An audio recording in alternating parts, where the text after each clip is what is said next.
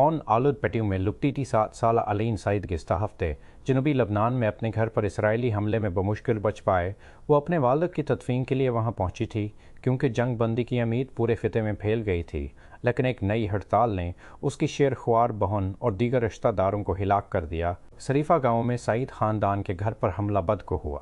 2 ہفتے کی امریکہ ایران جنگ بندی کے پہلے دن، جس کا لبنان میں بہت سے لوگوں کو امید ہے کہ ان کے ملک پر بھی لاگو ہوگا۔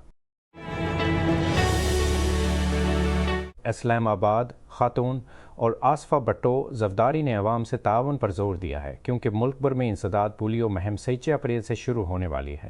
1 ہفتہ تک جاری رہنے والی اس مہم کا مقصد پولیو کے خاتمے کے لیے جاری کوششوں کے حصے کے طور پر تمام صوبوں اور خطوں میں 5 سال سے کم عمر کے شیٹرڈ بچوں کو قطرے پلانا ہے۔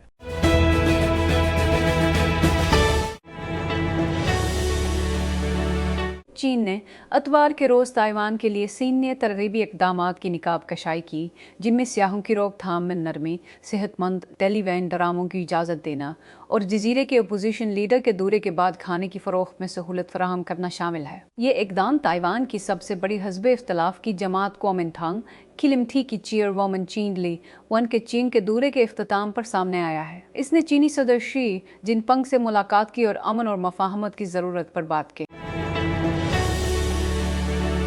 کوئٹہ صوبائی دارالحکومت میں اتوار کے روز نامعلوم حملہ آوروں کی فائرنگ سے ہزارہ برادری سے تعلق رکھنے والے کم از کم 2 افراد جاں بحق اور 3 زخمی ہو گئے۔ سینئر پولیس افسر محمد خیر سمالانی نے ڈان کو بتایا کہ یہ افراد اس وقت حملہ آور ہوئے جب وہ ہزار گنجی سبزی منڈی سے ہزارہ ٹاؤن واپس جا رہے تھے۔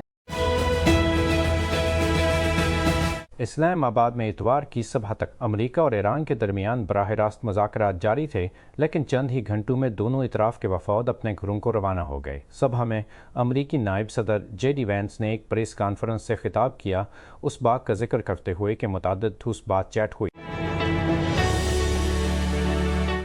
اتوار کے روز لیجنڈ ہندوستانی گلوکارہ آشا بھوسلے کی موت کی خبر نے دنیا کو چونکا دیا اور سوشل میڈیا پر غم کی لہر دوڑ گئی۔ پاکستان میں کئی مشہور شخصیات نے آن جہانی گلوکار کو خراج تحسین پیش کیا۔ اداکار احسن خان نے اسے ایک دور کا خاتمہ قرار دیا۔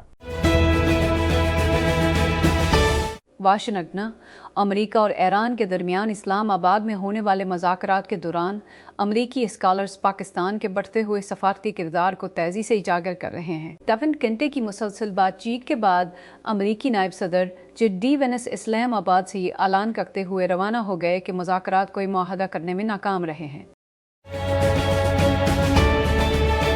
ان کی آمنے سامنے بات چیت میں کوئی معاہدہ نہ ہونے کے بعد ایران کی پارلیمنٹ کے اسپیکر محمد باقر غالب نے اتوار کے روز کہا کہ اب وقت آ گیا ہے کہ امریکہ یہ فیصلہ کرے کہ آیا وہ تہران کا اعتماد حاصل کر سکتا ہے یا نہیں۔ ایکس پر فارسی میں لکھی گئی ایک پوسٹ میں غالب نے کہا، امریکہ نے ہماری منطق اور اصولوں کو سمجھ لیا ہے اور اب وقت آ گیا ہے کہ وہ فیصلہ کرے کہ وہ ہمارا اعتماد حاصل کر سکتا ہے یا نہیں۔